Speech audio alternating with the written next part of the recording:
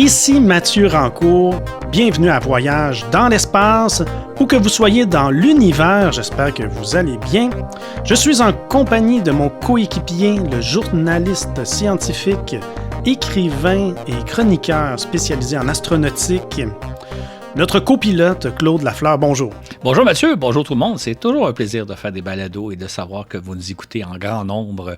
Ça fait chaud au cœur de savoir que les gens apprécient notre travail et c'est donc un plaisir de faire un nouveau balado ensemble. Et oui, toujours. Aujourd'hui, c'est une carte blanche pour moi. Je m'adresse à Claude, j'ai des questions pour lui. Puis c'est un sujet qui m'a suggéré, puis vraiment, je suis plongé dans ce sujet-là, qui est le sujet de la navette spatiale américaine. C'est tellement passionnant, tellement qu'on est dans la partie 1 pour cet épisode et il y aura une partie 2 éventuellement. Claude, ça peut être peut-être ma première question peut être surprenante, mais quand même, à un moment donné, il y a peut-être des plus jeunes qui nous écoutent et qui connaissent la navette spatiale comme ça, mais qui ne l'ont jamais vraiment vue, puisque c'est terminé maintenant ce programme-là. Pourrais-tu comme un petit peu nous la décrire, la navette spatiale américaine? À quoi ça ressemble cet engin spatial-là? Je me sens un peu dinosaure quand tu me poses une question comme ça, qu'il y a des gens Même moi! On sait, je l'ai beaucoup vu. C'est ça, exactement. Bien, les gens vont se souvenir, la navette spatiale, ça ressemblait à un avion de forme delta, là, en forme triangulaire, qui était posé à la verticale sur un gros réservoir de couleur jaune-orange. Et de chaque côté du réservoir, il y avait des fusées à poudre. Donc, c'est un véhicule qui est très différent de toute autre fusée qu'on connaît, parce que les fusées, c'est généralement des cylindres un peu comme des crayons qu'on lance à la verticale. Dans le cas de la navette, c'est vraiment un avion qui décolle non pas à l'horizontale comme un avion ordinaire, mais comme à la verticale. Pour donner des idées un peu de la dimension, la hauteur de la navette spatiale, c'était de 56 mètres, c'est-à-dire l'équivalent d'un édifice de 18 étages.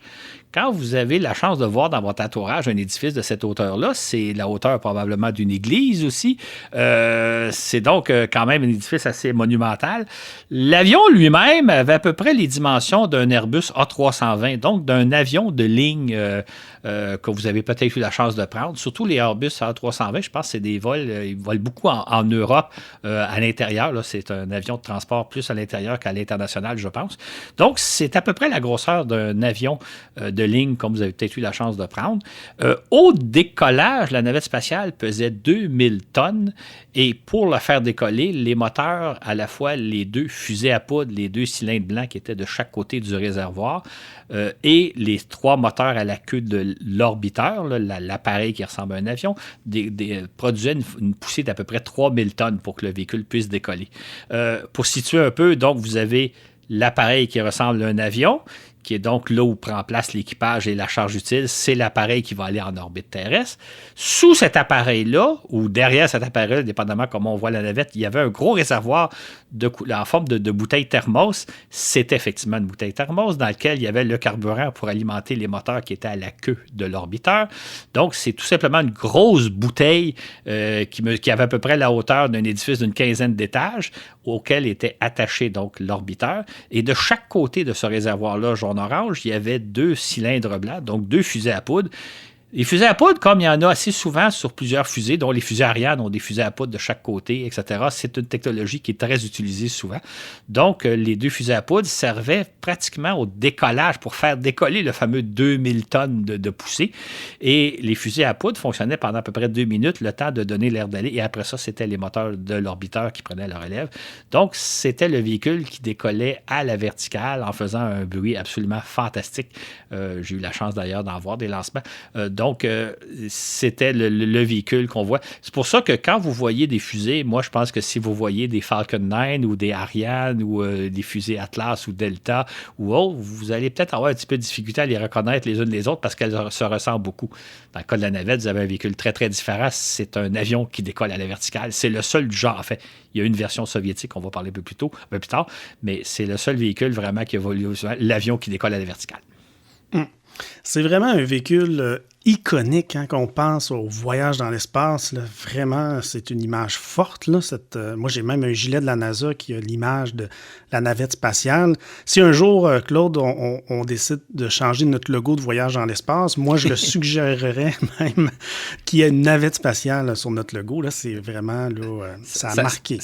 En fait, la navette spatiale a fonctionné durant 30 ans.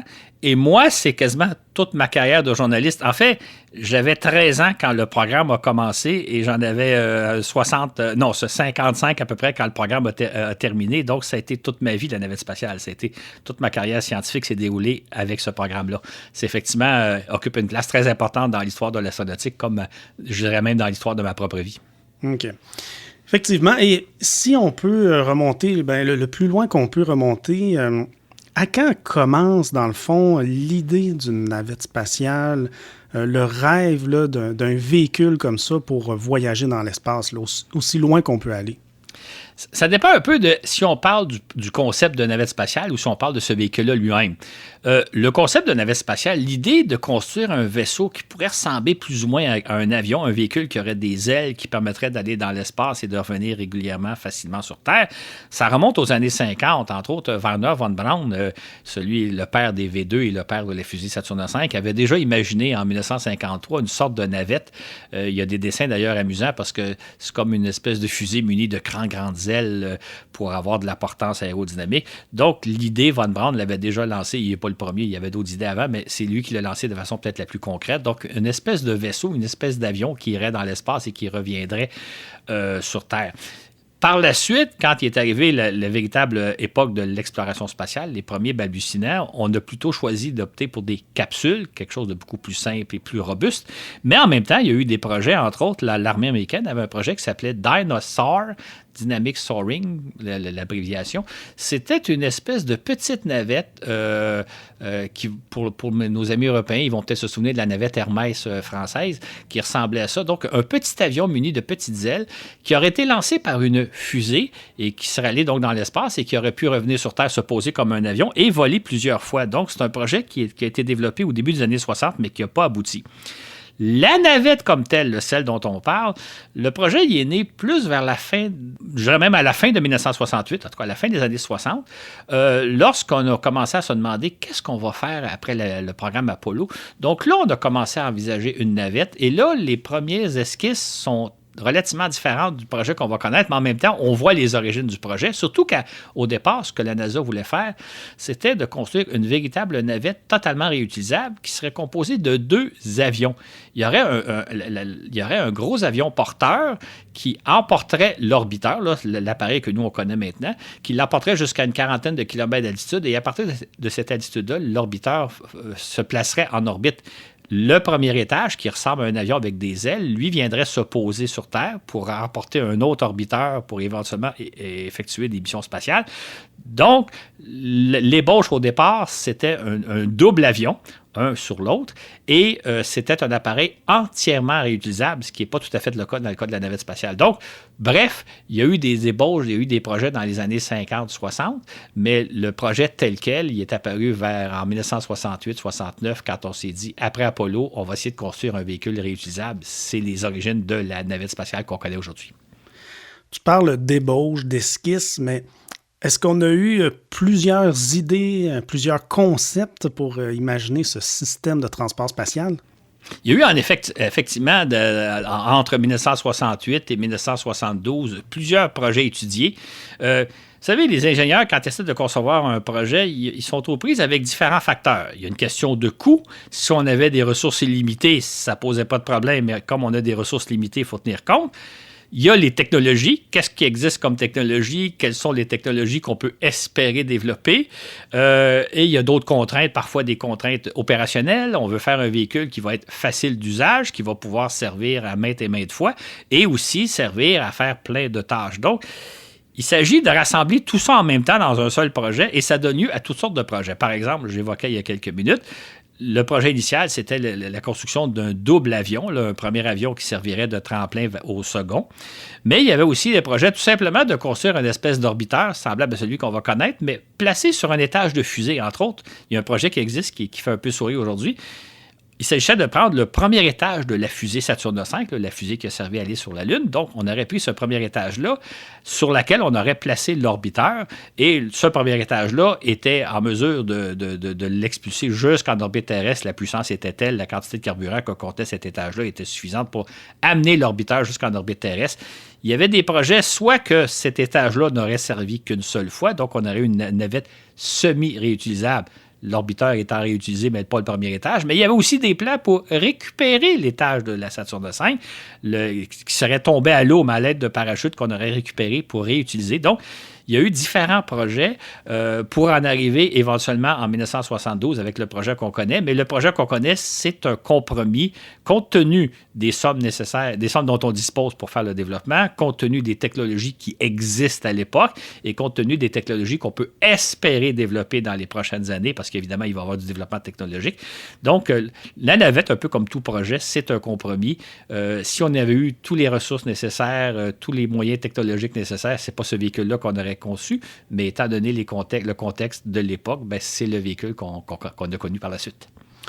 Et oui, c'est souvent ça pour les projets de la NASA ou autres dans tous les domaines. Dans le fond, là, c'est comme lorsque quelqu'un veut s'acheter une maison ou quelqu'un veut se faire construire une maison. Vous avez une idée de départ et là, cette idée-là est confrontée à vos ressources, à vos moyens, à ce qui existe, à ce qui est possible. Et finalement, ben, tout achat d'une maison ou construction d'une maison est un ensemble de compromis. C'est la même chose pour la navette, comme je pense que pour tout autre projet. Mm-hmm. Il s'agit du 4e programme de vol spatial habité de la NASA.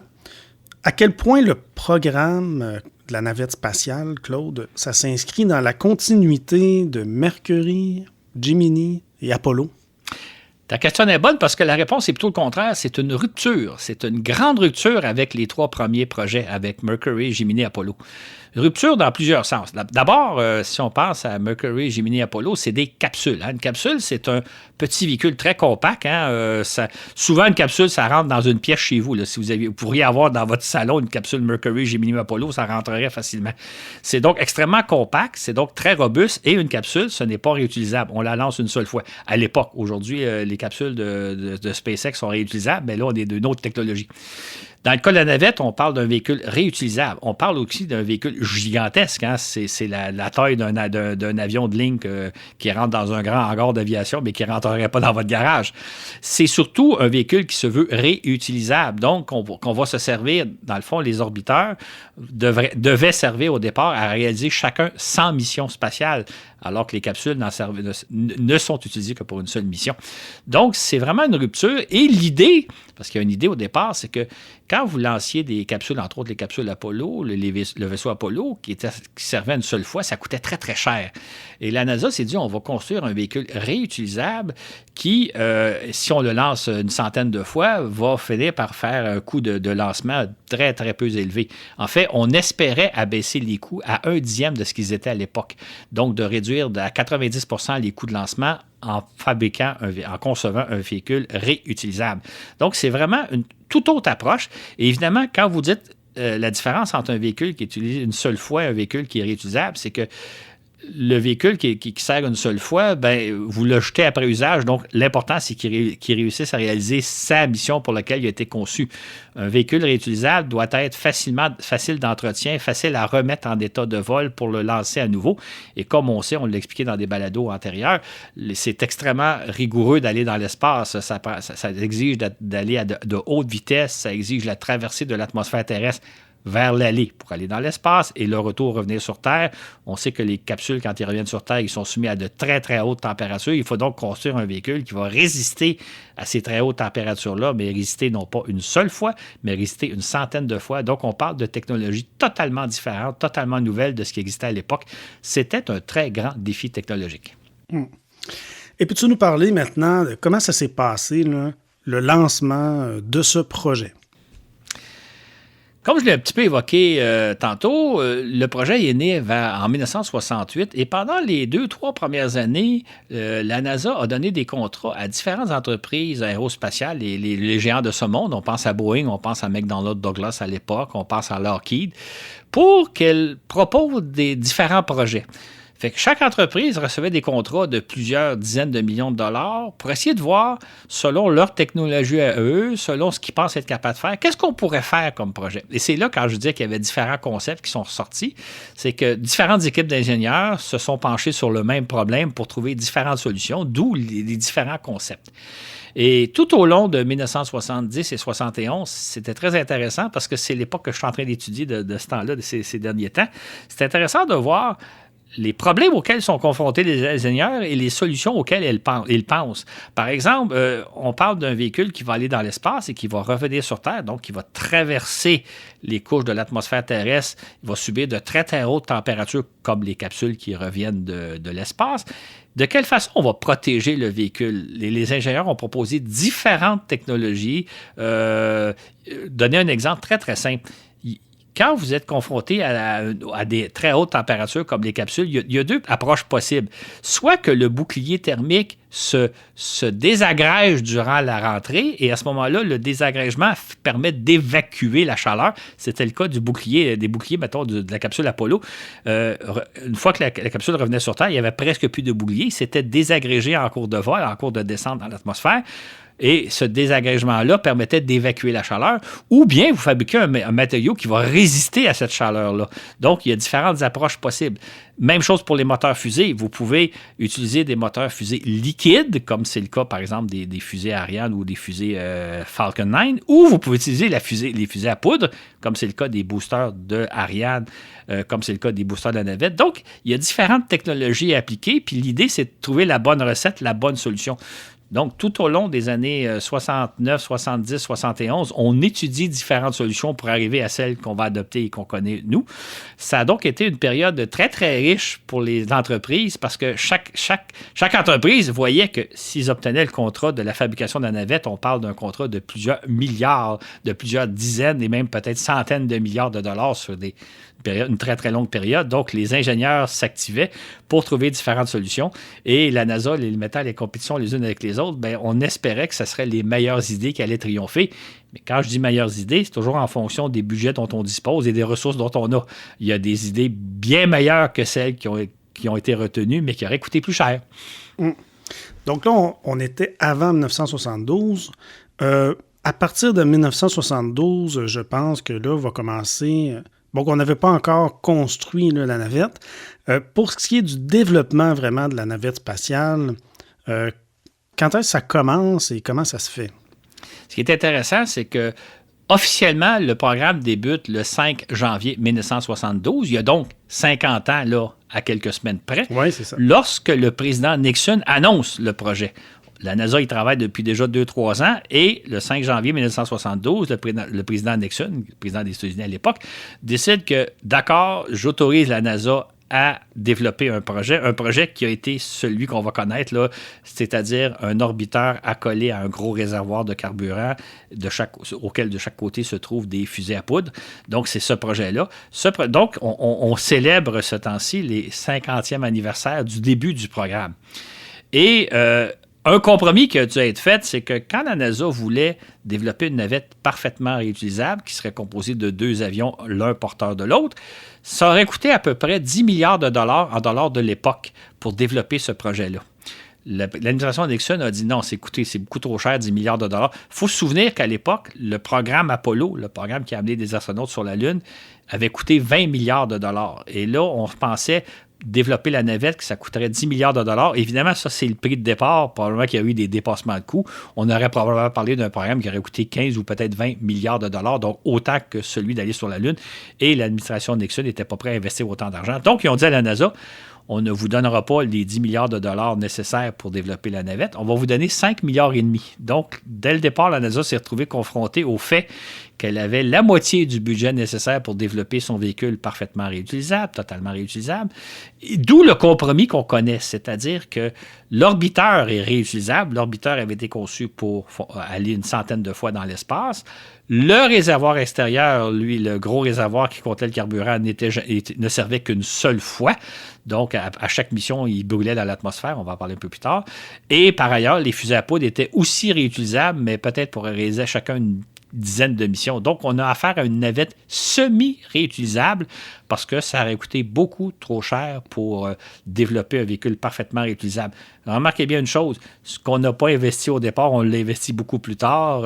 Des fois, quand on fait des économies au départ d'un projet, on le paye beaucoup plus tard. Mathieu, qui travaille dans le domaine de la recherche, doit avoir des exemples de ça. Là, ce qui fait que le projet a donc commencé en 1972 et le premier vol, à l'époque, il était prévu pour avoir lieu en 1978. En réalité, comme on pouvait s'y attendre un peu, tout s'est avéré beaucoup plus complexe, beaucoup plus long à mettre au point, particulièrement les moteurs de l'orbiteur, là, ce qu'on appelle les moteurs principaux, les SSMI, Space Shuttle Main Engine, moteurs principaux de la navette spatiale, qui étaient des moteurs fusées relativement semblables à ceux qu'on avait à l'époque, sauf que ceux-là devaient servir une centaine de fois. Donc, les moteurs de la Saturne V ne servaient qu'une seule fois. Là, il fallait construire des moteurs qui pourraient servir une centaine de fois, ce qui est tout un défi technologique. Et quand on a fait les essais de ces moteurs-là, les SSMI, dans les années 76, 77, 78, il y a eu plusieurs explosions sur les stands de tir. C'était pas en soi grave, il n'y a personne qui a été blessé, il n'y a pas eu de décès non plus, mais c'était au fait des échecs, donc il fallait retravailler les moteurs. Ça a été donc un défi technologique très important de mettre au point les premiers moteurs fusées réutilisables. Aujourd'hui, si on passe à une technologie comme les Falcon de SpaceX, on a affaire à des moteurs réutilisables, mais on est 50 ans plus tard. L'autre grand défi, ça a été le bouclier thermique de l'orbiteur. Donc, j'en parlais un peu plus tôt. Quand vous rentrez dans l'atmosphère, vous traversez de très hautes températures. Dans le cas des capsules Apollo, c'est un bouclier thermique qui se consomme à chaque mission. Il n'était pas question de concevoir un bouclier qui se consomme à chaque mission de la navette et il fallait tout refaire un bouclier à chacune des navettes. Fait qu'il a fallu construire un bouclier. C'est une série de tuiles. L'orbiteur qu'on prend, je pense, c'était 12 000 tuiles. Et chaque tuile était conçue spécifiquement pour résister à une certaine température, dépendamment d'où elle est placée sur le fuselage. Et l'assemblage de ces tuiles-là, c'était comme un immense puzzle. Imagine, là, vous avez le ventre de la navette, parce que c'est le ventre qui va rentrer en premier, sur lequel il y a 12 000 tuiles, chacune étant taillée sur mesure, dépendamment de la position qu'elle occupe. C'était un immense puzzle. Et là, il fallait fixer les tuiles sur la carlingue avec des colles, avec un certain adhésif.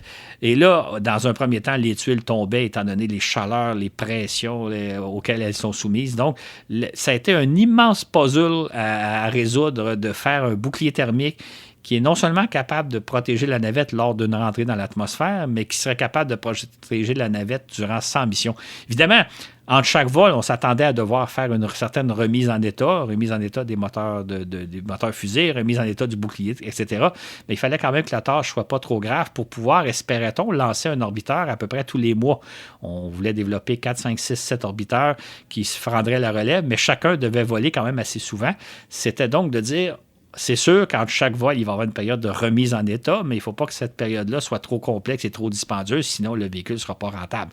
Donc, ce qui devait prendre à peu près 6 ans à développer en a pris 9. Finalement, on était prêt plutôt au printemps 1981.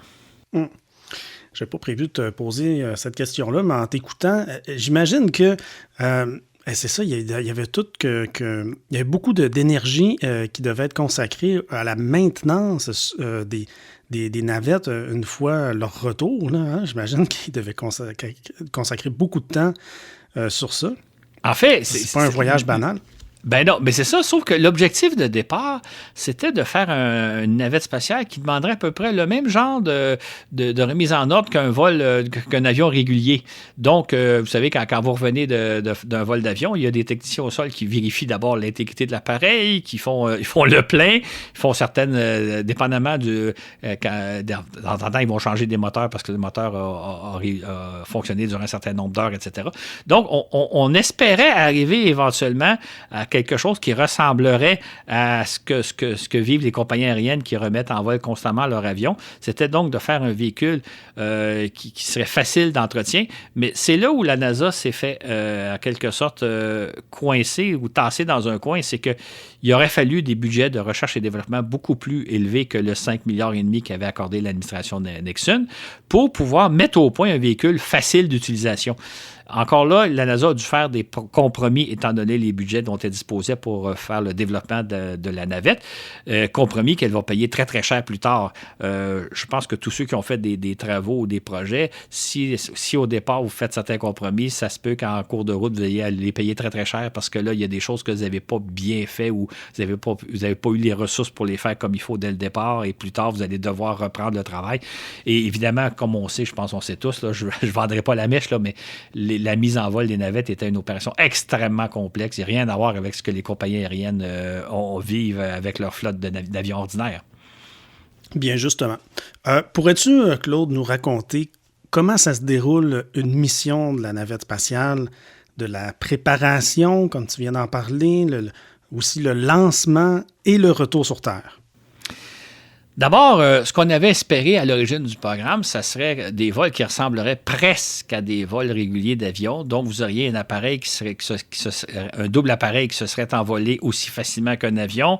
Le premier étage aurait été largué à une quarantaine d'altitude. Le deuxième appareil qui se serait rendu en orbite terrestre. Évidemment, les compromis qu'on a dû faire, entre autres, d'utiliser des fusées à poudre et des moteurs de fusée dès le départ, il a fait que le véhicule décolle à la verticale comme une fusée. Et cette préparation de véhicule-là demandait des mois. C'est-à-dire qu'il faut accoler d'abord l'orbiteur au gros réservoir. En fait, non, c'est l'inverse. La façon dont ça se fonctionnait, vous avez la plateforme de tir sur laquelle on mettait les deux fusées à poudre.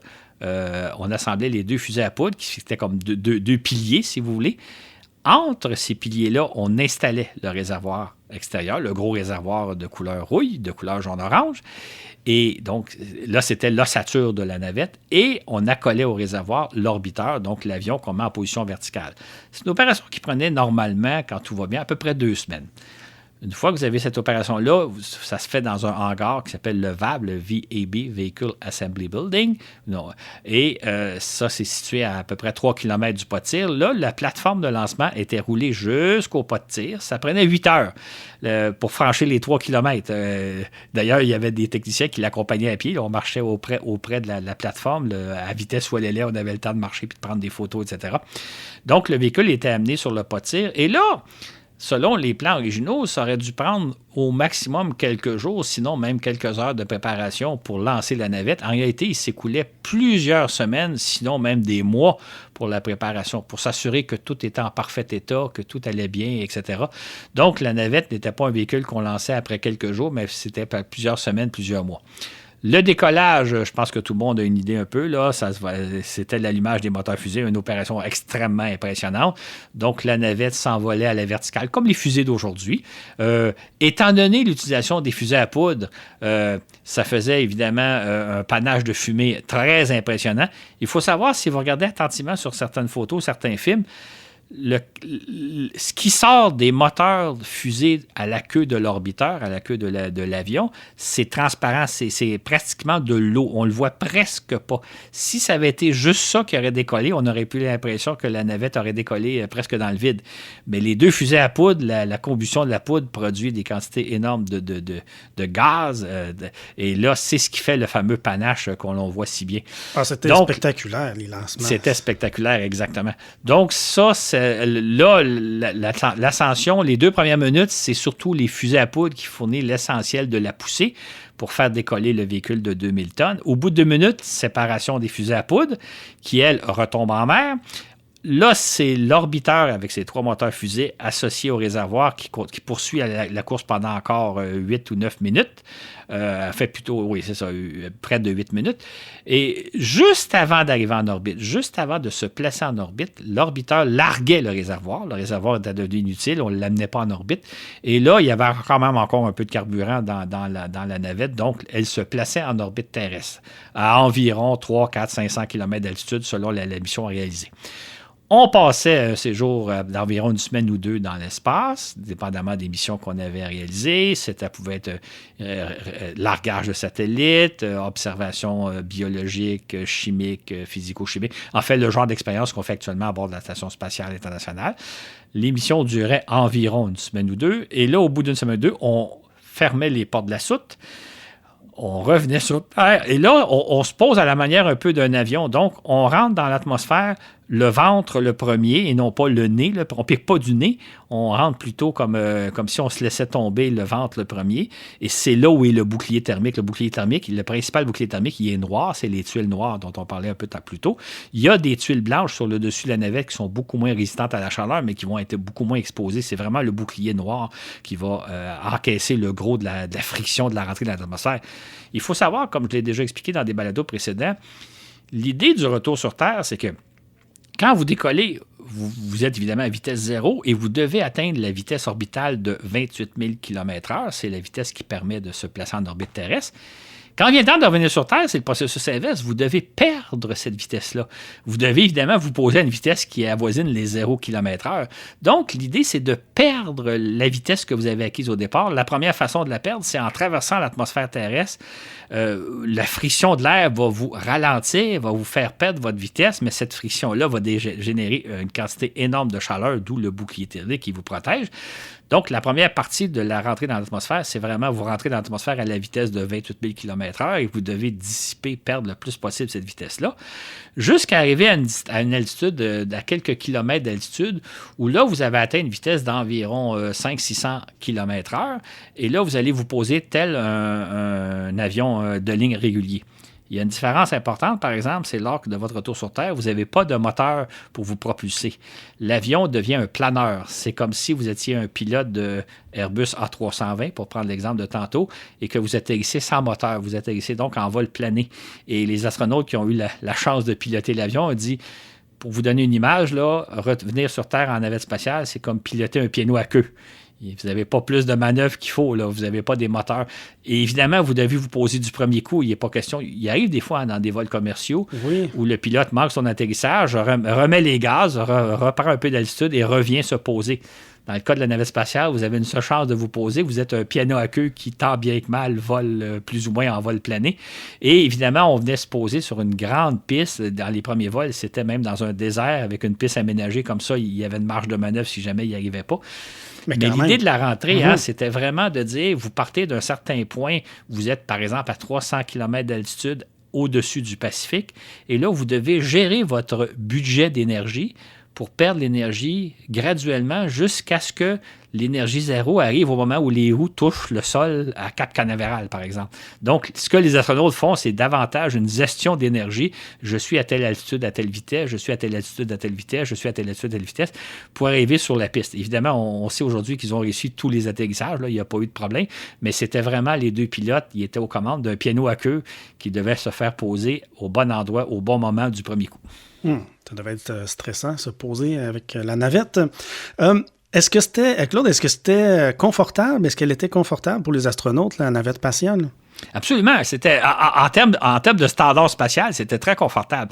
D'abord, on parlait plutôt qu'à l'origine, avant la navette, c'était des capsules spatiales, donc des vaisseaux très, très petits, très compacts, où, comme on en a déjà parlé dans des balados antérieurs, vous aviez à peine la place pour vous installer. Moi, j'ai eu la chance, entre autres, d'embarquer un jour dans une maquette d'une capsule Mercury. Je vous dis, il ne faut vraiment pas être claustrophobe, parce que vous avez à peine l'espace pour vous installer. C'était la même chose pour les capsules Gemini. Un peu plus vaste pour les capsules Apollo, mais encore là, il ne faut vraiment pas être claustrophobe. Dans le cas de la navette, vous avez un espace qui ressemble à l'avant d'un avion. Là, si je reprends toujours mon exemple d'Airbus 320, vous aviez deux étages. Un cockpit d'avion qui ressemble beaucoup au cockpit d'un avion de ligne régulier. Et en dessous, vous avez un petit compartiment, un étage secondaire, qui était l'équivalent peut-être d'une petite cuisinette, une petite pièce, une cuisinette. Donc, les astronautes avaient peut-être 10 fois plus de volume que dans une capsule Apollo. L'autre chose, c'est qu'ils pouvaient donc se déplacer dans cet espace-là. Il n'était pas si tassé que dans le cas d'une capsule spatiale. Et l'atmosphère dans laquelle ils étaient, c'était une atmosphère composée d'oxygène et d'azote, comme l'atmosphère terrestre, ce qui n'était pas le cas des capsules Gemini, Apollo et Mercury, où c'était de l'oxygène pur à 1/3 de la pression. Là, vous étiez donc dans une atmosphère régulière, un peu comme quand on s'embarque à bord d'un avion. D'ailleurs, si vous regardez l'embarquement des premiers équipages de navettes, des 25 premiers équipages de navettes, je vais vous dire pourquoi tantôt le 25, ou même les 20, c'est que les astronautes, ils ne portaient pas de scaphandre.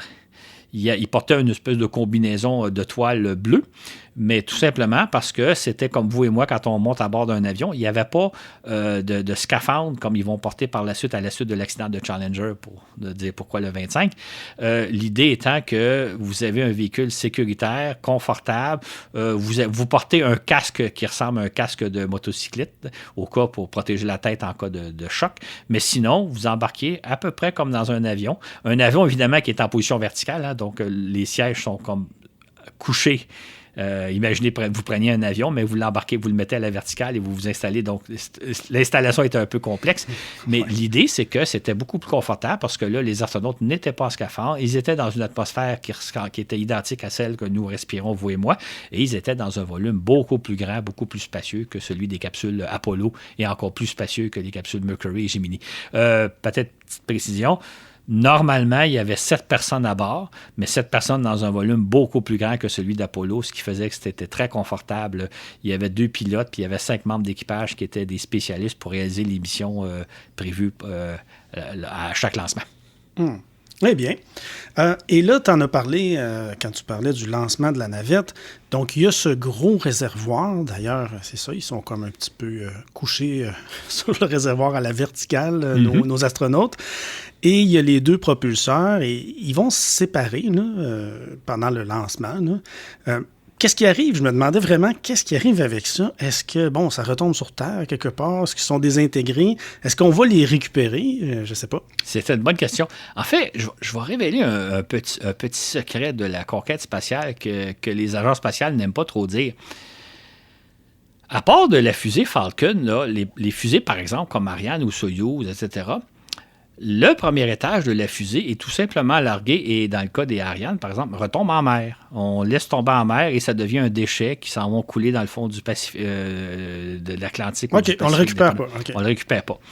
Dans le cas de la navette spatiale, donc, les 2 fusées à poudre qui fonctionnaient durant les 2 premières minutes de vol se séparaient et ils étaient équipés de parachutes et ils retombaient à la mer à des vitesses assez faibles. Et là, il y avait 2 navires qui allaient les chercher, qui les remorquaient jusqu'à Cap Canaveral pour ensuite être nettoyés, parce que là, il était tombé dans l'eau salée, pour être nettoyés, et ensuite, on remettait du carburant solide à bord de ces fusées-là, et elles étaient réutilisées. Juste une parenthèse, le carburant des fusées à poudre, là, on appelle ça des fusées à poudre, mais c'est pas de la poudre, c'est une espèce de caoutchouc. Si on en avait dans les mains, là, ça ressemble plus à un morceau de caoutchouc très, très dur. Et c'est évidemment des produits chimiques dont j'oserais pas vous dire les noms parce que c'est pas par cœur, là. Mais l'idée, c'était donc, vous avez une espèce de pâte caoutchouteuse très rigide dont on remplissait la fusée à poudre pour éventuellement servir au lancement. Quant au réservoir extérieur, qui lui allait presque en orbite, là, il montait jusqu'à 100-150 km d'altitude, il était largué juste avant qu'on atteigne la vitesse orbitale, bien lui, là, il rentrait dans l'atmosphère terrestre à très haute vitesse et sa protection thermique ne permettait pas de le protéger. Donc lui, il brûlait dans la haute atmosphère. Fait que les réservoirs extérieurs ne tombaient pas à la mer. Peut-être qu'il y a des parcelles de morceaux qui pouvaient tomber à la mer, mais je pense pas. Je pense que tout brûlait dans la haute atmosphère. Donc, ils étaient évidemment pas réutilisables. Ça aurait coûté beaucoup trop cher de mettre un bouclier thermique. En fait, ça aurait alourdi énormément le véhicule si on avait mis un bouclier thermique pour pouvoir le récupérer. Donc, le réservoir extérieur, il ne servait qu'une seule fois. Les fusées à poudre servaient environ une dizaine de fois. En fait, c'est dur à dire parce que c'est différentes composantes, puis on pouvait les assembler de différentes façons. Donc, il n'y a pas nécessairement une fusée qui servait 10 fois, mais les composantes servaient plusieurs fois. Et évidemment, tant qu'à l'orbiteur, ben lui, normalement, il revenait sur Terre et il servait des dizaines de fois. Donc là, Claude, la navette est réutilisable, ainsi que les 2 propulseurs. Je ne veux pas m'attirer les foudres là, de certaines personnes, mais SpaceX n'a rien inventé là, en termes de véhicules réutilisables. C'est juste un peu plus spectaculaire que les. Non, Mathieu, il faut quand même. Non, il faut leur donner le crédit. Vas-y. Ils sont les premiers à avoir conçu un étage de fusée parfaitement réutilisable. Et si vous suivez des lancements de SpaceX, c'est toujours très spectaculaire après la séparation du premier étage, de voir le premier étage qui se guide et qui vient se poser. Moi, je suis toujours étonné. Il vient se poser exactement en plein centre de la plateforme. Là, si vous avez vu des images, il y a un cercle au centre de la plateforme avec avec un X, là, une Ah cible. oui, Là, comme... J'adore voir ça. Et souvent, là, l'étage est à 1 mètre près, exactement en plein centre. Et il faut savoir que cette plateforme-là est souvent elle est dans l'océan, parce que des fois, c'est sur Terre aussi. Mais donc, elle flotte, elle doit bouger un peu, là, il y a de la vague, et la fusée se pose parfaitement. Non, SpaceX a vraiment réussi, et ses étages, et le fait aussi, quand les fusées à poudre de la navette spatiale retombaient à l'eau, ils restaient dans l'eau pendant plusieurs heures, des fois une journée ou deux, le temps qu'on les récupère et les remorque. Et l'eau salée, c'est très dur sur le métal, c'est très corrosif, donc il fallait un bon nettoyage. Dans le cas des étages des fusées SpaceX, ce qui est extraordinaire, c'est qu'elle se pose sur une plateforme à la verticale, elle ne touche pas à l'eau, et là, on va la chercher, fait que l'étage revient en parfait état. Il n'a pas été exposé à l'eau des océans, il a été exposé un petit peu à l'air marin, mais sans plus. Non, c'est une technologie extraordinaire. Et évidemment, au début, il y a eu, je pense, quelques petits échecs, mais maintenant, à chaque lancement que SpaceX fait, elle récupère les étages fusées, et c'est toujours une opération très spectaculaire. Si jamais vous n'avez pas vu, allez voir sur YouTube, là, on a les... C'est très spectaculaire et SpaceX a vraiment mis au point une technologie remarquable. Mais évidemment, SpaceX bénéficie du fait qu'on est en l'an 2000. Là, on est dans les années 70 quand la navette est développée. Je parlais de notre sujet avec notre monteur maintenant, Florent. Qu'on salue au passage. Qu'on salue au passage, qui est en train de monter l'épisode en ce moment. En fait, bonne question. Pourquoi la navette spatiale, elle serait pas au bout du réservoir? Je sais pas si tu vois. Oui, c'est qu'on la met sur le côté. Ça serait pas plus logique que de la mettre, donc, de s'arranger pour qu'elle soit complètement au bout. Comme ça, une fois qu'il y a la séparation avec les réservoirs, les propulseurs, donc la navette, elle a continué son chemin, il me semble, plus facilement. Donc, pourquoi la mettre de cette façon-là? Ça dépend. Deux objections, votre honneur. OK. La première, il y a eu des projets. Hein. Imaginez, là, pour ceux qui ont l'image en tête, le premier étage de la fusée Saturne V sur lequel on aurait ajouté donc un orbiteur. Et là, donc, l'orbiteur a été superposé et l'étage l'aurait expédié jusqu'en orbite terrestre. Là, dans le cas de la navette spatiale telle qu'on la connaît, à la queue de l'orbiteur, il y a des moteurs fusées. Les 3 moteurs fusées qui servent une fois... ils servent dès le décollage, sont allumés dès le départ, mais ils servent surtout à propulser la navette une fois que les 2 fusées à poudre se sont séparées. Si l'orbiteur avait été au sommet du réservoir, ces moteurs-là n'auraient pas pu fonctionner, là, sinon ils auraient détruit le réservoir. Donc, comme le réservoir sert à alimenter ces moteurs fusées-là, les moteurs fusées devaient être à côté du réservoir. L'autre objection, c'était toujours conserver le centre de gravité. L'orbiteur lui-même, je ne l'ai pas mentionné tantôt, c'est un appareil qui pèse à peu près 100 tonnes. Si vous le mettez au sommet d'un étage, l'étage fusée, si on pense à l'étage d'une Saturne V, l'étage pesait plusieurs centaines de tonnes lorsqu'il était plein de carburant, sauf qu'au fur et à mesure où le lancement évolue, le réservoir se vide, il devient de moins en moins lourd, et là, vous avez toujours un véhicule qui pèse 100 tonnes, vous avez des problèmes de centre de gravité. Donc, l'idée de le mettre en parallèle, ça permettait donc d'utiliser les 3 moteurs de queue, et en même temps, de garder le centre de gravité à peu près au centre du véhicule, et non pas un centre de gravité qui change au fur et à mesure que le réservoir se vide. Donc, mais c'était surtout pour pouvoir utiliser les moteurs qui servent dont le carburant est dans le grand réservoir. Si vous aviez mis l'orbiteur au-dessus, vous n'auriez pas pu utiliser les moteurs. And we have a go for auto sequence start. Discovery's onboard computers have primary control of all the vehicle's critical functions. T-minus 17 seconds and counting. 15, 12, 11, 10, 9, 8, 7, 6. Claude, on parle de 5 navettes spatiales américaines, parce que souvent, je vais dire la navette spatiale américaine, hein, mais il y en a 5 qui ont fonctionné, du moins. Columbia, Challenger, Discovery, Atlantis et Endeavour. Qu'est-ce qui arrive? Est-ce qu'elles sont vraiment différentes l'une de l'autre? Est-ce qu'il y a des changements entre les différents modèles? Oui, bonne question. Juste un détail. Il y a toujours eu un petit problème de vocabulaire qui pose problème. C'est que techniquement, la navette spatiale, c'est l'ensemble de l'orbiteur, le réservoir et les 2 fusées à poudre. Ça constitue le véhicule qui s'appelle navette spatiale. On aurait pu y donner un autre nom, comme on a parlé de Mercury, Gemini, Apollo. On aurait pu y donner un autre nom à ce véhicule-là. La NASA a appelé sa navette spatiale avec un petit N, l'a appelé la navette spatiale avec un grand N. L'appareil, les 5 que tu viens de nommer, Columbia, Challenger, Discovery, Atlantis et Endeavour, ça serait techniquement, c'est les orbiteurs, c'est les appareils qui servent à aller en orbite. Mais évidemment, ce sont aussi les appareils qui font la navette Terre-Espace, donc on parle souvent de la navette, mais techniquement, la navette, c'est l'ensemble du véhicule. Ce dont on parle, c'est l'orbiteur, mais évidemment, l'usage courant dit souvent qu'il s'agit des navettes spatiales, mais là, ce dont on parle, c'est les orbiteurs. Maintenant, pour venir à ta question. En principe, les 4 premiers sont identiques, parce qu'ils ont été construits à la fin des années 70, début des années 80. Sauf qu'en pratique, vous ne faites jamais 2 véhicules pareils, surtout quand des véhicules aussi complexes. Donc, chacun avait ses particularités. Particulièrement Columbia, qui était le premier, était beaucoup plus lourd que les autres. Il y avait plusieurs centaines de kilogrammes. La structure était beaucoup plus lourde.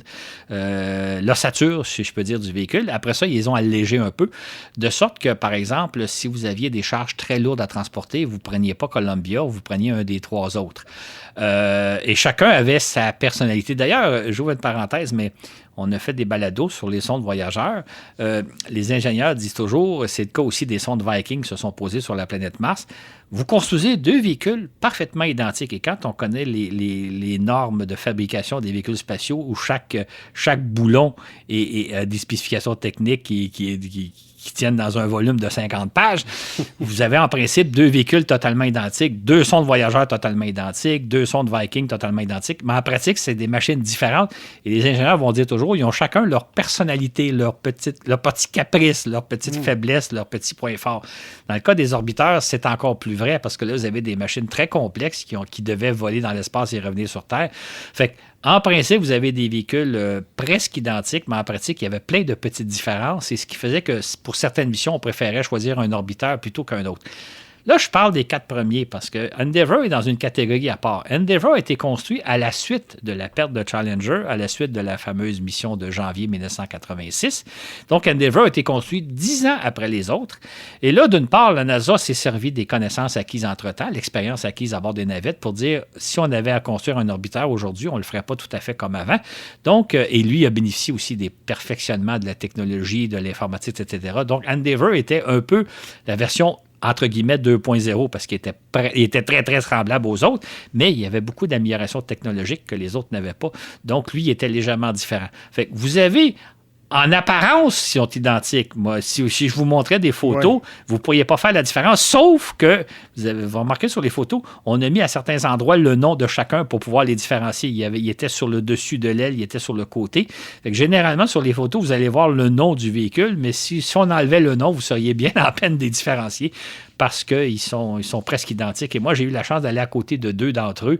C'est assez spectaculaire à observer, mais je ne pourrais pas vous dire la différence entre un et l'autre.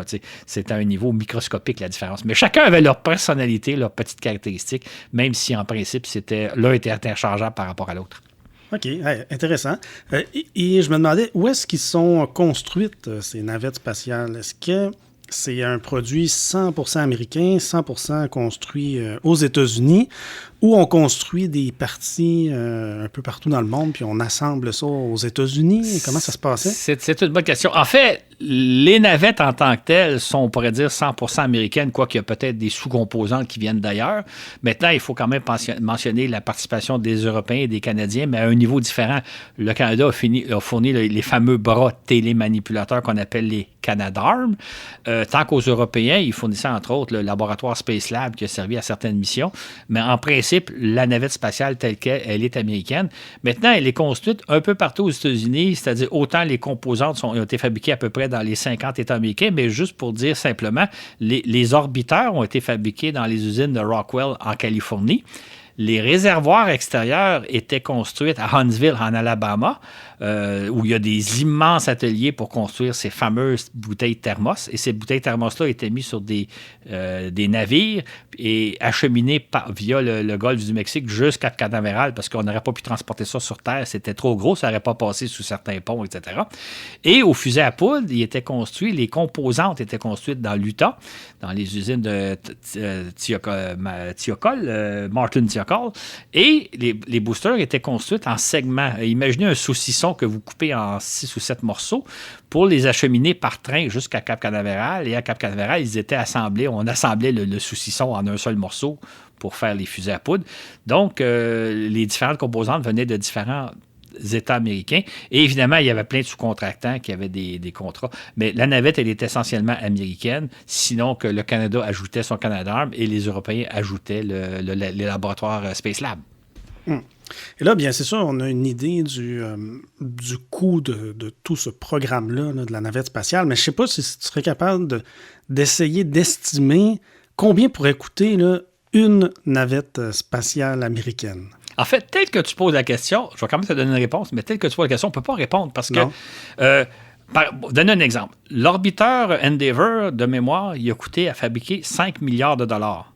OK, je vous rappellerai, on parle des dollars des années 80, mais je vous rappellerai qu'au départ, le programme de recherche et développement dans les années 70 était évalué à 5,5 milliards. Juste l'orbiteur a coûté aussi cher que le programme de développement de départ. Les autres avaient coûté moins cher parce qu'ils avaient été fabriqués en série. Maintenant, combien coûte un orbiteur? Combien coûte une fusée à poudre? Combien coûte un réservoir? Ça serait très difficile à trouver. Par contre, ce qu'on peut faire, et c'est moi le calcul que j'ai fait, c'est... combien a coûté le programme au total? Combien a-t-on investi au total d'argent? Et combien a-t-on réalisé de missions? L'un divisé par l'autre va nous donner un coût pour chacun des vols. Fait que ça peut te donner une idée. Fait que j'ai ramassé les chiffres. J'aime beaucoup ramasser des chiffres dans la vie. C'est un de mes passe-temps. Il y a une dizaine... écoute, ça fait une quinzaine d'années maintenant, j'avais fait le calcul. Une douzaine d'années, j'avais fait le calcul. Si on additionne tous les sommes allouées au programme de la navette spatiale, uniquement au programme de la navette spatiale, entre 1972 et 2013, la date où le programme s'est terminé, et on met ça en dollars de l'époque, en dollars de 1995, je pense que j'avais mis à l'époque, le programme a coûté un peu plus que 200 milliards de dollars. Au départ, le président de la NASA aurait voulu avoir 10 milliards pour développer une navette parfaitement réutilisable. Le Congrès et le président ont dit non, c'est trop élevé, on va vous donner seulement 5 milliards et demi. Mais en même temps, ils se sont engagés dans un programme qui a coûté en tout et pour tout 200 milliards de dollars des années 90. C'est pour dire, on a réalisé 135 missions. Si vous divisez un par l'autre, vous arrivez à ce que chaque mission a coûté 1,5 milliard de dollars, des dollars de 1995 à peu près. Fait que ça vous donne une idée. Chaque fois que vous voyez une navette spatiale décoller et faire sa mission, la navette elle-même, l'opération elle-même coûtait 1,5 milliard de dollars. Et là, je ne parle pas de la charge utile, ce qui emportait dans l'espace, que ce soit un laboratoire Space Lab, que ce soit des satellites, que ce soit, etc. Là, c'est vraiment juste le vol de navette. Et ça, c'est le calcul que j'ai fait. Et ce qui est amusant, c'est qu'en réalité, il devait y avoir 134 missions. Et sous pression du Congrès, la NASA a réalisé une 135e mission en 2013. Et cette mission... en 2011, excusez-moi. En 2011. Et cette mission-là a coûté au budget de la NASA 1,5 milliard de dollars de plus que ce que ça aurait coûté normalement. Fait que c'est vraiment chaque vol de navette, si on divise le coût du programme par le nombre de missions, on arrive à 1,5 milliard de dollars chacune des missions. Alors que je ne l'ai peut-être pas dit au début du balado, mais l'idée première du programme, c'était de réduire les coûts de lancement. Comme je l'ai déjà rapporté à l'époque, une mission Apollo en dollars de 1970 coûtait 1 milliard de dollars. Et là, les gens disaient c'est beaucoup trop cher. Chaque fois qu'on envoie des astronautes sur la Lune, ça nous coûte 1 milliard de dollars. À l'époque, c'est comme l'équivalent de 5 milliards aujourd'hui. On va réduire les coûts de 90% dans le cas de la navette spatiale. En réalité, au lieu que ça coûte... On pensait qu'un vol de... Oui, ça, c'est bon à dire. Hein? On pensait qu'un vol de navette spatiale, quand on a commencé le programme, coûterait environ entre 10 et 25 millions de dollars. La facture totale, c'est 1,5 milliard par mission. Incroyable. Ouais. Et quand on parle de navette spatiale, eh bien, on a juste cette idée-là là, des navettes américaines, là. Moi, le premier. Là.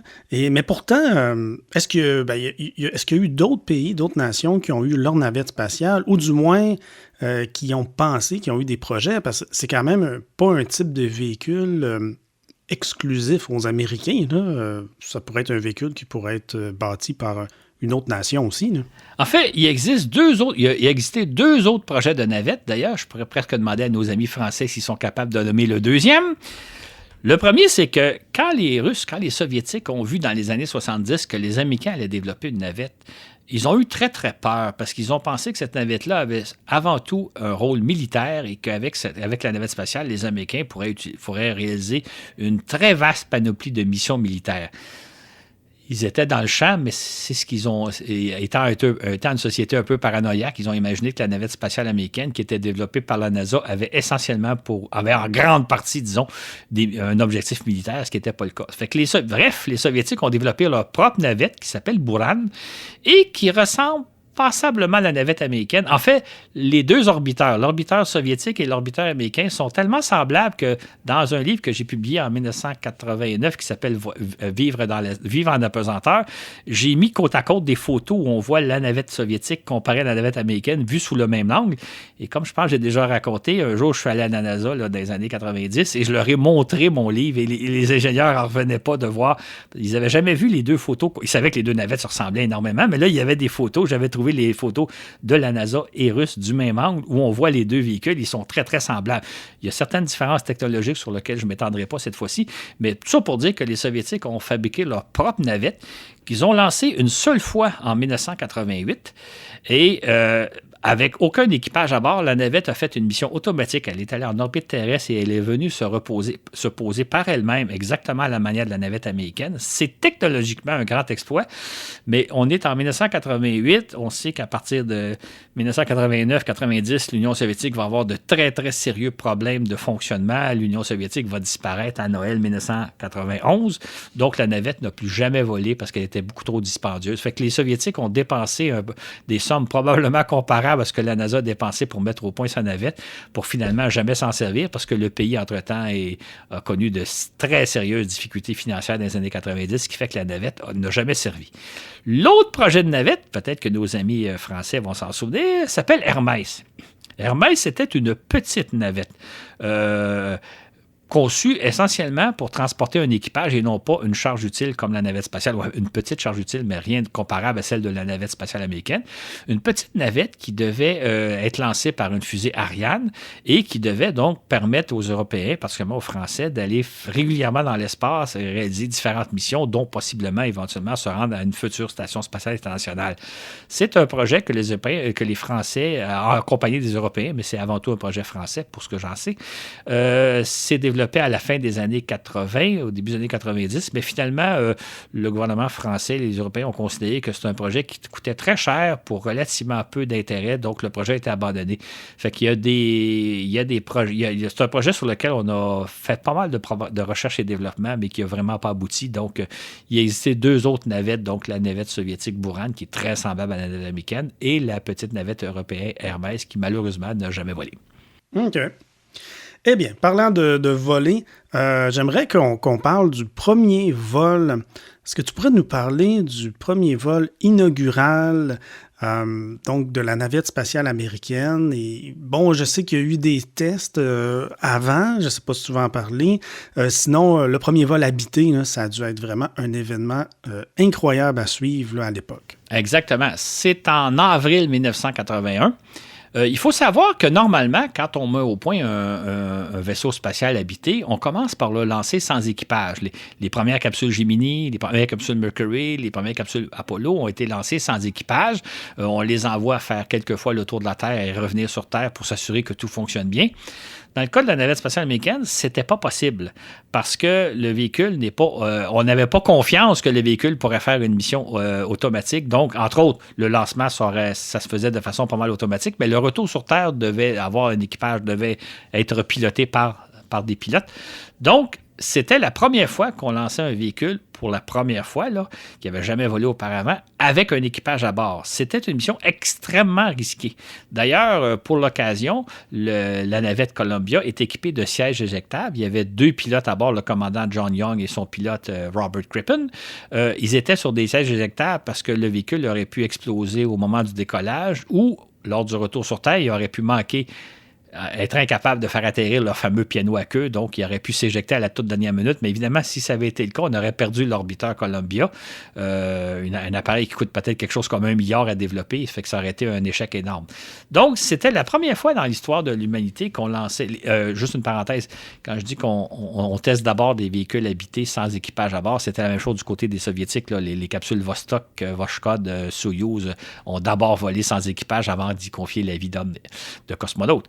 Donc, c'était la première fois dans l'histoire de l'humanité qu'on lançait un nouveau véhicule et une toute nouvelle technologie, là, une espèce d'avion conçu pour revenir sur Terre, ce qui est un avion spatial, avec un équipage à bord. C'était une mission très risquée, donc une mission très simple. Et la mission consistait essentiellement à se placer en orbite, en espérant que la fusée fonctionne bien, le système de fusée fonctionne bien. Les astronautes ont passé 2 jours en orbite pour voir si, au niveau technologique, tout fonctionne bien à bord, si l'orbiteur fonctionne bien, tous les systèmes de bord. Et après ça, devaient revenir se poser. Et encore là, c'était la première fois qu'on entrait dans l'atmosphère avec un véhicule aussi gigantesque que l'orbiteur. C'est peut-être 100 fois plus gros qu'une capsule Apollo ou Soyouz, et même peut-être plus que ça encore. Donc, c'était la première fois qu'on rentrait avec un véhicule si gros et qui devait se poser non pas à l'aide de parachutes, comme c'est le cas des capsules Soyouz et Apollo, mais plutôt atterrir tel un avion, mais atterrir en vol plané. Donc, c'était le but de la mission, passer 2 jours dans l'espace, et réussir son lancement et réussir son atterrissage, ce qui a parfaitement réussi. J'ouvre une petite parenthèse. On a vu ces dernières semaines le lancement du télescope Webb et le déploiement du télescope Webb, qui a été une opération extraordinaire compte tenu qu'il n'y a eu aucun problème technique malgré la complexité de l'opération, et on en avait parlé dans un balado précédent. C'est un peu l'exemple de la première mission de la navette spatiale. C'était une opération extraordinairement complexe du fait qu'on la réalisait pour la première fois. On lançait donc un tout nouveau véhicule, une toute nouvelle technologie, une toute nouvelle façon de faire les choses, une toute nouvelle façon de revenir sur Terre aussi. Et ça s'est parfaitement bien passé. Donc, ça a été une grande réussite. Et ironiquement, le vol était prévu, je pense... au départ, le vol était prévu en 1978. Il a été reporté, évidemment... oui, c'est ça, en 1978. Il a été reporté en 1979, 80. Il devait avoir lieu à un certain moment donné au mois de mars 1981, puis au début d'avril 1981, puis vers le 5 avril. Et finalement, la navette s'est envolée le 12 avril 1981. Or, coïncidence, le 12 avril 1981, c'est le 20e anniversaire du premier vol d'un homme dans l'espace, celui de Yuri Gagarin. C'est comme si, donc, 20 ans après Gagarin, c'était les Américains qui réalisaient une grande première avec le vol de la navette spatiale. Ça a été une belle coïncidence. Certains amateurs pourraient penser que ça a été volontaire, sinon la navette à l'origine, la navette devait s'envoler le 10 avril, mais la météo ne le permettant pas, le vol était reporté de 2 jours. Donc, le lancement a eu lieu 20 ans, jour pour jour, après le premier vol d'un homme dans l'espace. Et à l'époque, on en a beaucoup parlé comme étant du début d'une nouvelle ère de l'exploration spatiale. Il y avait eu Gagarin en 61, il y a la navette spatiale en 81. C'était le début d'une nouvelle ère dont on pourra parler éventuellement dans un autre balado. Oui. Et ça devait être toute une expérience que d'assister comme ça au premier vol, en fait, à tous les vols, je veux dire, à tous les lancements de navettes spatiales. Toi, Claude, tu l'as dit brièvement au début du balado, tu y as assisté 2 fois plutôt qu'une, je pense. Est-ce que tu pourrais nous partager là, ton expérience, là, comment on se sent lorsqu'on assiste à un lancement de navette spatiale? C'était toute une expérience, entre autres, au départ, assez frustrante parce que les dates de lancement changent constamment. Et je me souviens, entre autres, du deuxième vol, parce que le premier, ça avait été pas pire, mais le deuxième, c'était la mission STS-74 en novembre 1995. J'appelle mon agent de voyage, parce qu'à l'époque, Internet n'existe pas. En 1995, Internet commence à peine. J'appelle mon agent de voyage pour réserver mon billet, par exemple, pour m'envoler je pense que c'était le 28 octobre. Puis l'agent de voyage, pas de problème, M. Lafleur, je vous réserve votre billet. Là, je téléphone une semaine plus tard. Écoutez, pourriez-vous le reporter de 3 jours parce que la mission est retardée? Oui, OK, M. Lafleur, mais vous avez des frais additionnels. D'accord, OK. Je rappelle quelques temps plus tard. Pourriez-vous retarder, s'il vous plaît? Oui, mais M. Lafleur, vous ne pouvez pas toujours changer votre billet d'avion. Je dis, écoutez, je m'en vais voir un lancement de navette, puis les dates changent constamment. Et c'était quelque chose de... Il y a même, moi, je connais un couple d'amis qui est allé à un lancement. Ils étaient au lancement, il arrive 5, 4, 3, 2, les moteurs arrêtent et la navette n'est jamais partie. Ils se sont rendus sur place et ils n'ont jamais vu décoller la navette. Bref, juste de se rendre à un lancement de navette, c'était pas facile. Non. Pour résumer brièvement, j'ai eu la chance de voir le 13e lancement de la navette spatiale, la mission STS-41G, en octobre 1984. C'est le lancement du premier astronaute canadien, Marc Garneau. J'ai eu donc la chance, comme journaliste à Québec Science, d'aller couvrir le lancement pour le magazine. Et je dois vous dire que pour moi, c'était un rêve d'enfant. C'est-à-dire que depuis que je me passionne, depuis l'âge de 10-12 ans que je me passionne pour l'exploration spatiale, j'avais toujours rêvé de voir un lancement. J'aurais aimé ça voir un lancement d'Apollo, mais j'étais beaucoup trop jeune. Et là, je me retrouve en octobre 1984 à Cap-Canaveral pour assister au lancement d'une navette spatiale, le 13e vol. Et là, je me souviens, pour moi, le plus beau souvenir, c'est même pas le décollage. Je vais vous dire pourquoi dans quelques instants. Le plus beau souvenir, c'est le lancement est prévu pour 7 heures le matin et on passe la nuit debout à attendre à Cap-Canaveral parce qu'il faut arriver plusieurs heures d'avance. Le centre spatial ferme pour des raisons de sécurité. Seuls les journalistes et du personnel sont admis. Fait qu'on doit arriver plusieurs heures d'avance. Et je suis au site de lancement. Il est peut-être 3 ou 4 heures du matin et j'ai en face de moi, à peu près 2 km de moi, la navette spatiale qui est là, qui est toute blanche. À l'époque, le réservoir de la navette est encore peinturé blanc. Et là, mes collègues journalistes sont dans une salle, une cafétéria en train de se prendre un café. Et moi, je suis un peu seul avec la navette. Et là, je me dis, je suis en train de réaliser le rêve de ma vie. J'ai toujours voulu voir un lancement. J'ai la navette. Je me sens seul avec la navette. En réalité, l'équipage s'était déjà installé à bord. Et là, je vais la voir décoller dans quelques heures. Et ça a été un moment magique pour moi où j'ai j'ai la chance de goûter le moment présent. Arrive le moment du lancement. Écoutez, c'est tellement intense un lancement et ça dure, quand on le voit en personne, ça dure à peu près 1 minute parce qu'après 1 minute, le véhicule est tellement haut que vous voyez une petite pointe dans le ciel. Ça dure peut-être 1 minute et demie. Un déferlement de bruit, d'images, de sons, c'est absolument spectaculaire. Mais ça se passe tellement vite que le premier réflexe de tout le monde, c'est de dire « Pourriez-vous recommencer, s'il vous plaît? Là, on n'a pas eu le temps de le voir, là, on voudrait le revivre. Là, imaginez un match de soccer ou de hockey où vous voyez, c'est à peine si vous voyez le but, il n'y a pas de reprise. Vous dites, on va s'en revoir le but. Là, fait évidemment, les images, les films sont là, on peut revoir le décollage, mais c'est pas comme le voir en vrai. Fait que c'est entre autres, ce qui est fascinant, on l'a souvent raconté, mais c'est, étant donné la distance à laquelle on se trouve, on voit la navette s'élever, mais on ne l'entend pas s'élever. La vitesse de la lumière est plus vite que la vitesse du son. On reçoit le son environ, je ne sais pas si c'est 5 ou 10 secondes plus tard, et là, c'est un mur de son. On est frappé par un mur de son. Mais c'est absolument fascinant de voir la navette s'élever dans le silence quasiment, parce que le son n'y est pas encore arrivé. Et la navette est déjà relativement dans les airs, et là, on reçoit un choc, on reçoit un mur de son, et là, tout vibre, c'est vraiment spectaculaire. Et là, on la suit, puis environ, 1 minute après, 1 minute et demie, elle est rendue tellement haut dans le ciel. On la voit encore, mais là, c'est plus spectaculaire. Et évidemment, le panache de fumée que génèrent les fusées à poudre sont vraiment spectaculaires. Si ce n'était pas des fusées à poudre, ça serait un lancement d'Ariane 1, par exemple, c'était beaucoup moins spectaculaire quand il n'y avait pas de fusée à poudre. Tout ça pour te dire que c'est vraiment un spectacle remarquable, mais qui se passe tellement vite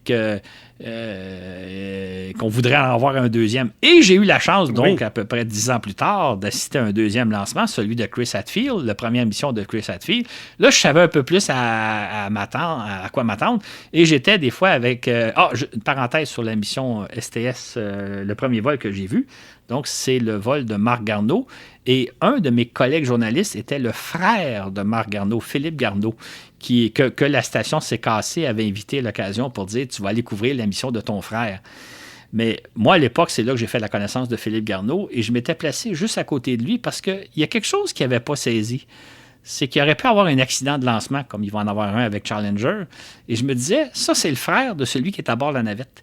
Et comme je lui ai dit par après, je m'étais placé à côté de toi en disant, si jamais ça arrive, je vais prendre la relève. Parce que toi, tu vas être carrément jeté par terre si ton frère est à bord d'une navette qui est en train d'exploser. Tout ça pour te dire que moi, j'étais conscient du danger de ce qu'on allait voir, parce que lors d'un lancement, il peut toujours y avoir une explosion. Mais Philippe Garneau, lui, il n'était pas suffisamment conscient de ça. Et après ça, il me dit, tu as vraiment été fin de t'installer à côté de moi sans me le dire, parce qu'il ne réalisait pas à quel point... Comment je dirais? Il savait, mais entre le savoir et le réaliser, c'est deux choses différentes. Bref, je reviens au lancement de STS 74. Là, je sais un peu plus à quoi m'attendre et j'en parle à des collègues. Puis je dis, écoutez, il y en a qui voulaient photographier le moment du décollage. Je dis non, ne le photographiez pas. Il y a des spécialistes de la NASA qui le font. Regardez le spectacle, parce que le spectacle est tellement bref, il est tellement saisissant que vous allez perdre des fractions de secondes importantes en prenant des photos. Les photos, là, vous allez les avoir, la NASA en prend des photos, vous allez avoir des bien meilleures photos. Profitez du moment, parce que le moment est tellement bref que vous ne pouvez pas dire... tu sais, quand on regarde un feu d'artifice, là, ça dure 10, 15, 20 minutes. Bon, vous avez le temps d'en voir des feux d'artifice, puis vous prenez des photos. Là, ça va durer à peine 1 minute. Et même la deuxième fois, j'ai été très surpris. Un détail amusant, j'étais avec un collègue, et ce qu'il faut savoir, c'est que la navette ne s'envole que quand les conditions météo sont parfaites. Le matin, le premier lancement du matin de la mission STS 74, les conditions météo sont parfaites. Et là, la NASA annonce que la navette ne s'envolera pas parce que la météo n'est pas parfaite. Et là, mon collègue me dit, comment ça, la météo n'est pas parfaite? La météo n'était pas parfaite au site d'atterrissage de secours qui était en Espagne. Parce qu'il faut savoir que lors du décollage, il peut y avoir des défaillances techniques qui fait que la navette peut soit revenir se poser d'urgence à Cap Canaveral, soit se poser en Espagne, soit se poser sur une île du Pacifique, ou se poser plutôt en Californie, ou bien donc revenir faire un tour de terre et revenir à Cap Canaveral. Il faut que la météo soit parfaite à tous ces endroits-là en même temps. Ce qui fait que parfois, vous êtes en Floride, la météo est tout à fait parfaite, mais en Californie, un des sites de secours, la météo n'est pas parfaite. La navette ne décolle pas.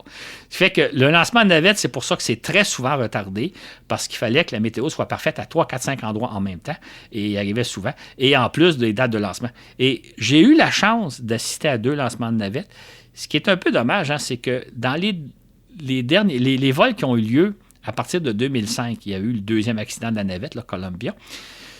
La NASA avait tellement peur d'un 3e accident qu'il fallait que tout soit plus que parfait. Ce qui fait que les lancements qui ont suivi à partir de 2005, c'était à chaque fois, j'oserais dire, un psychodrame. Chaque lancement était devenu extraordinairement complexe, extraordinairement frustrant parce que combien de fois les lancements étaient reportés. J'ai pas eu la chance d'aller voir d'autres lancements et j'avais déjà eu de la difficulté en 1995 à résumer mon billet d'avion parce que ça changeait tout le temps, mais après ça, c'était encore plus difficile encore d'aller voir des lancements de navette, étant donné la moindre anomalie qui bloquait tout. Donc, j'ai vraiment eu la chance de voir 2 lancements de navette, alors que comme je vous dis, j'ai des collègues qui n'ont même pas eu la chance d'aller le voir. Ils sont allés la voir, puis la navette n'est jamais décollée. Là, fait que c'était une expérience absolument inoubliable. Wow! J'imagine que ça va rester à jamais gravé dans ta mémoire. C'est ça. J'ai donné une dernière anecdote, Mathieu. Lors de mon premier lancement, j'ai vraiment vécu le rêve de ma vie. Depuis l'âge de 12 ans, je rêvais d'aller voir un lancement. À partir du moment où je l'ai vu, je me suis dit, c'est quoi maintenant mon rêve? Je viens de réaliser le rêve de ma vie. Il fallait que je m'en trouve un autre. Comme quoi, quand on réalise son rêve, peu importe lequel, vous rêvez d'aller visiter une certaine ville ou quelque chose, mais une fois que vous l'avez visité, c'est quoi votre rêve? Fait que j'étais obligé de me trouver un autre rêve. Et je pense que je pourrais dire que mon rêve, ça aurait été de faire une émission de radio comme on est en train de faire actuellement. Mais ça, c'est une autre histoire. OK. OK. C'était passionnant de t'entendre sur ton expérience, là, de décollage d'une navette spatiale. Maintenant, heureusement, toi, les 2 fois, tout s'est bien passé. Ça s'est pas toujours bien passé, on le sait, pour les navettes spatiales américaines. On va parler de Challenger, qui s'est désintégré le 28 janvier 1986, après seulement 73 secondes de vol, et les 7 membres de l'équipage ont perdu la vie. J'étais jeune, mais je me souviens encore, là, lorsque ça a passé aux nouvelles, là, cette terrible nouvelle-là. Peut-être très brièvement, commencer par nous résumer là, qu'est-ce qui s'est passé et comment toi, tu as vécu ça aussi, cet accident-là. Est-ce que tu le regardais en direct? Absolument, oui. Moi, je suivais tous les lancements en direct de navettes. Je les ai à peu près tous vus, sauf vers la fin où ça devenait très complexe, là, mais c'est sûr que les 70 premiers, je les ai tous vus, malgré souvent les reports et les retards, et des fois, ça partait en plein milieu de la nuit. Donc, j'étais devant mon écran. À l'époque, là, En 1986, là, l'Internet n'existe pas. Là, hein? C'est un autre univers. Et il y a le réseau CNN, le réseau de télé CNN, qui les diffuse en direct. Et j'étais devant mon petit écran. Je dois juste vous dire une chose. En tant que quelqu'un qui suit de très, très près le programme depuis ses tout débuts, j'étais conscient que chaque lancement était dangereux, qu'il pouvait possiblement arriver un accident. Mais au moment où ça se produit, au moment où Challenger survient, on est totalement renversé. On est totalement pris au dépourvu parce qu'on a beau le savoir, on a beau l'intellectualiser, si je peux dire, parce que je connaissais toutes les procédures d'urgence, s'il arrivait tel accident à tel moment, il y avait telle possibilité. Lorsque ça arrive, vous êtes totalement pris au dépourvu. Vous avez, je pense que tous ceux qui ont assisté au lancement à la télévision, là, qui sont des profanes, ont été totalement pris par surprise. Bien, c'est la même chose pour un spécialiste comme moi, où là, le cauchemar dont on craignait devient réalité. Donc, évidemment, on voit la navette s'envoler. C'était le 7e report du tir. Hein. Ça faisait à peu près un mois que la navette essayait de lancer la navette spatiale. Et c'est pour ça que je vous dis, quand c'est difficile, il faut être chanceux pour avoir vu un lancement de navette parce que souvent, c'est reporté de quelques jours, quelques semaines, des fois d'un mois. Donc, c'était le 7e lancement qui avait lieu le matin du 28 janvier 1986.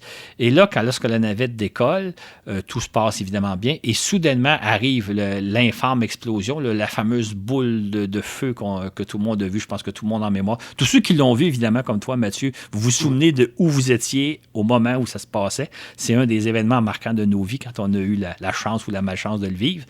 Et là, on se demande qu'est-ce qui se passe. Et ce qui était un peu dramatique, c'est qu'évidemment, sur le coup, autant la NASA que nous, on ignore totalement qu'est-ce qui se passe. Plus tard, on va apprendre le détail.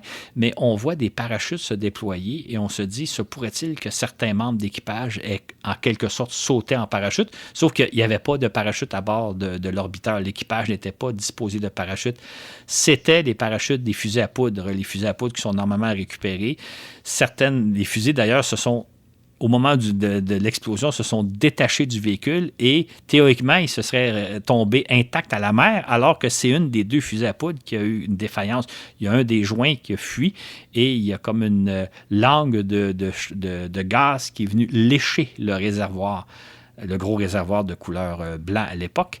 Non, rouge, il était rouge déjà. Donc, le gros réservoir et qui a percé le réservoir. Et lorsque le réservoir s'est percé, ben là, il y a eu l'explosion qu'on a vue. Ce qui est un peu ironique, c'est que les deux fusées à poudre se sont quand même détachés. Ils sont théoriquement tombés en mer, sauf que la NASA n'a pas pris de chance. Elle les a fait exploser en plein vol. Si ça n'avait pas été de cela, les fusées, on les aurait récupérées intactes, dont celle qui a mené à la tragédie. On aurait pu voir exactement. Là, on a récupéré des débris puis on aurait pu reconstituer la tragédie. Mais c'est vraiment une défaillance des fusées à poudre qui a entraîné la perte du véhicule 73 secondes après le décollage. Une question qu'on m'a souvent posée, c'est est-ce que les astronautes ont survécu? Est-ce qu'ils ont eu connaissance de la tragédie, de ce qui arrivait? Bien, ce qu'on sait, c'est qu'ils ont probablement été conscients quelques secondes, mais vraiment de secondes. On ne peut pas évidemment savoir exactement ce qu'ils ont eu le temps de penser, mais ils n'ont sûrement pas souffert parce que ça s'est passé tellement vite que tout au plus, ils ont dû voir que quelque chose se passait sans pouvoir prendre conscience d'exactement ce qui se passait. Puis je dirais même de la gravité des événements. Donc, pour eux, la mort a été à peu près instantanée, ou en tout cas, la perte de conscience a été instantanée. Et tout ça pour dire qu'ils n'ont pas vraiment eu conscience probablement, mais nous, on a eu conscience. Et évidemment, ça a été un événement absolument marquant. C'est ceux qui ont été témoins de l'assassinat de John F. Kennedy ou des attentats du 11 septembre, etc., vont se souvenir où ils étaient au moment où c'est arrivé. Bien, c'est la même chose dans le cas de Challenger. Mm-hmm. Un événement épouvantable. Et quelles ont été les conséquences là, suite à cette tragédie? Les conséquences ont été, et là j'emploie le mot en toute connaissance de cause, dévastatrices. Dans l'histoire de la conquête spatiale, et là je parle de l'histoire avec un grand H, il y a avant Challenger et il y a après Challenger. Les conséquences ont été infiniment dévastatrices. Ça serait un peu long d'en parler, mais je vais résumer comme ceci. Avant Challenger, on avait l'espoir qu'on pourrait accéder facilement dans l'espace, que la navette nous permettrait d'aller de plus en plus souvent dans l'espace. Il y avait eu une douzaine de missions spatiales de navettes en 1985. Il devait y en avoir une vingtaine en 1986. Et après ça, on s'attendait que les navettes seraient lancées régulièrement, environ 1 ou 2 fois par mois. Enfin, plutôt 2 fois par mois, peut-être même un peu plus. Et là, il y avait un très, très grand nombre de missions prévues pour 1986, 1987, etc. Notamment, en 1986, on devait lancer le télescope spatial Hubble. Et il y avait un très grand nombre d'entreprises qui songeaient à utiliser la navette spatiale soit pour produire des matériaux dans l'espace, pour produire des médicaments. Il y avait plein de projets commerciaux en développement. Donc, on pensait qu'on allait se servir de la navette spatiale pour fabriquer des médicaments qu'on ne peut pas fabriquer sur Terre, pour fabriquer des matériaux qui serviraient en informatique, qui serviraient en toutes sortes de procédés d'usines et autres. Il y avait tout un développement d'entreprises qui étaient sur le point d'utiliser la navette. On pensait même envoyer des touristes à bord de la navette spatiale. Il y avait même un projet, par exemple, on aurait placé dans la soute de la navette une espèce d'autobus, une espèce de conteneur dans lequel on aurait pu mettre à peu près 60 passagers, 60 touristes, qui seraient allés faire, par exemple, un tour de peut-être une journée dans l'espace ou 3, 4, 5 fois le tour de la Terre pour revenir. Il y avait une compagnie qui est en train de développer ce projet-là. Donc, on est à l'ancêtre du tourisme spatial, si vous me voyez bien. Donc, il y avait tout un grand nombre d'entreprises et tous ces projets-là ont explosé en même temps que la navette. Tous ces projets-là ont été détruits. Et je dirais, là, ça fait 35 ans, Challenger, on s'en est toujours pas remis. C'est-à-dire que ce genre de projet-là, il n'y a rien qui a remplacé la navette spatiale. Il y a actuellement plein de petites entreprises qui pensent à utiliser l'espace, qui ont différents projets de développement. Moi, quand je regarde ces projets-là, je vois exactement des projets très semblables à ce dont on parlait en 1984-85 et qui est disparu avec la navette spatiale. Et évidemment, tous les autres projets qui étaient sur le point d'être réalisés, là, je pense au lancement du télescope Hubble, bien, tous ces projets-là ont été retardés. Par exemple, dans le cas du télescope Hubble, il a été lancé en 1990, donc 4 ans plus tard. Le télescope était prêt, là, il était prêt à être lancé. Il aurait été lancé au mois de mai ou au mois de juin 1986. Et là, on l'a remis dans les boules à bite pour 4 ans avant de le relancer. Récemment, on a fait un balado sur la planète Vénus. En 1986, on était sur le point de lancer la sonde Magellan qui va cartographier Vénus, qui va nous révéler la surface de Vénus, comme je le parlais dans le balado. Bien, la sonde a été aussi retardée de 4 ans. Tout a été retardé de plusieurs années. Et il y a des centaines, des milliers de projets qui sont tombés à l'eau en même temps que la navette spatiale, et pour faire un mauvais jeu de mots. Et à ce moment-là, véritablement, là, je peux dire aujourd'hui que 35 ans plus tard, on s'en est jamais remis. Il y a vraiment avant Challenger et après Challenger, et peut-être qu'un jour, on va reprendre où on en était, entre autres que des entreprises vont commencer à utiliser l'espace pour fabriquer des médicaments ou des matériaux avancés, etc. Mais c'est même pas encore arrivé alors qu'on est en 2022. Il y a des projets qui sont en préparation. Il y a peut-être des gens qui sont assez bien informés, là, que si vous lisez la presse spécialisée, vous allez voir qu'il y a des entreprises qui songent à concevoir des mini-stations spatiales à la fin de la décennie pour éventuellement servir à la fabrication de matériaux commerciaux.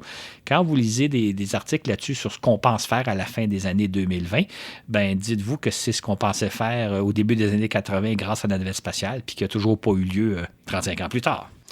Donc l'autre, si on regarde l'histoire de l'espace, l'histoire de l'exploration de l'espace, c'est... donc, assurément, là, un point tournant, là, c'est vraiment un événement très important si on voulait en faire l'histoire complète. Là. C'est ça. Moi, je dirais, là, s'il y a à faire une image, là, il y a des gens qui ont le malheur de vivre dans leur vie de subir un incendie, tout perdre dans un incendie. Et pour avoir connu certaines personnes qui ont vécu cette tragédie-là, il y a vraiment l'avant et après. Hein. Ces gens-là vont vous dire « Ah oui, telle chose. Ah non, ça, j'avais ça avant l'incendie. On l'a perdu dans l'incendie. » C'est ça qui est arrivé au domaine spatial. Ceux-là qui ont eu le malheur, parce que ça ne m'est pas arrivé, puis je pense que ça ne t'est pas arrivé à toi non plus, de subir un incendie. Il y a vraiment dans votre vie une cassure, il y a avant et après. C'est la même chose dans le domaine spatial. Il y a vraiment une cassure avant et après. Et je suis un peu navré de penser, j'ai toujours dit, on vit une épreuve extraordinaire, il y a des choses extraordinaires qui se passent dans le domaine spatial, mais je suis obligé de dire qu'il y a des choses on n'en est pas toujours remis 35 ans après l'accident de Challenger. Il y a des pertes qui ne se sont pas encore comblées, qui vont finir par se combler un jour, mais 35 ans plus tard, il y a des choses qui auraient dû se faire au début dans les années 80 si ça n'avait pas été de la perte de Challenger qui ne se sont toujours pas réalisées. Ah, bien. Eh bien, mais heureusement, la navette spatiale va voler de nouveau tout de même. Et bien, on va pouvoir en parler dans un autre balado, une partie 2 de la navette spatiale américaine. Il y a encore beaucoup à dire. Il y a encore beaucoup à dire. On va se rendre jusqu'au dernier vol, comme ça. On pourrait même Challenger, les 2 accidents, il y a tellement à dire qu'effectivement, c'est un sujet vraiment vaste et à la fois tout de même très passionnant. Là. Mm-hmm. Et il y a des côtés merveilleux, il y a des côtés plus tristes, comme les 2 accidents. Bien, pour ici, ça se termine pour la navette spatiale américaine partie 1. Merci Claude pour cet excellent épisode. Bien, ça m'a fait plaisir.